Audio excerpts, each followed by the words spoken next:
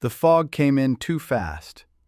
At first, it was only a thin layer drifting off the lake, curling lazily around the roots of trees and slipping across the narrow trail. It looked harmless, almost beautiful. By the time Marcus realized how thick it had become, the world behind him had already disappeared. He stopped walking. The woods felt wrong. Not unfamiliar exactly. He knew this trail, had walked it dozens of times, but something about it had shifted. The trees seemed closer now, their trunks darker, slick with moisture. Their branches tangled overhead, blocking out the fading light until the forest felt dimmer than it should have been. Marcus pulled out his phone. No signal. "Figures," he muttered. He turned to head back the way he came. The trail was gone. Not hidden, not obscured. Gone. In its place stood a dense wall of trees he didn't remember passing through, their bark warped in strange, almost organic patterns. For a moment, he just stared, trying to force logic onto something that refused to make sense. "Okay," he said quietly. "Fine. Different way out." He chose a direction and started walking. The silence hit him first. No wind, no insects, no distant birds.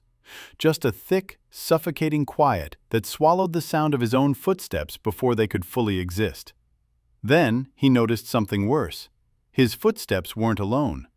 There was another set. Softer, slightly delayed. Step, step. Marcus stopped. The second set stopped too. He turned slowly, scanning the fog. It moved in slow, heavy swirls between the trees, revealing nothing but shifting gray and shadow. "Hello?" he called. The word dropped into the silence and vanished. No echo, no reply. He waited, heart beginning to pound. Nothing. "Just in your head," he whispered. "Just in your head." Marcus flinched. The voice came from somewhere behind him. His voice. "No," he said, sharper now. "No!" It matched him perfectly. Tone, cadence, even the slight catch in his breath. "That's not funny. That's not funny." The fog stirred. Something moved within it. Not a clear shape, more like the absence of one, a distortion that bent the space around it. It stood between two trees, tall and narrow, its outline constantly shifting as if struggling to settle into something solid. Marcus took a step back. "Stay away from me. Stay away from me." The thing leaned forward. He didn't hear it move, but he felt it, like the air tightening, pressing inward. Marcus turned and ran. Branches scraped his arms as he forced his way through the trees. The fog thickened, clinging to his face, filling his lungs with a damp, sour taste. Behind him. Step, step. Faster now, closer, closer. It wasn't just copying anymore. It was learning. He tripped over something unseen and hit the ground hard. Pain flared through his shoulder, but he barely noticed. He scrambled backward, eyes locked on the shifting fog ahead. The shape emerged. This time it held. Roughly his height, his build, its face, wrong. Features blurred and sliding, like something trying to remember how to arrange them. Eyes set too far apart, then too close. A mouth forming, stretching, correcting itself. It tilted its head. "Marcus," it said. Not an echo, not a copy. It knew. "How do you know my name?" he asked, voice shaking. The thing smiled. Too wide, too still. "You brought it with you," it said softly. Marcus shook his head, pushing himself upright. "I'm leaving."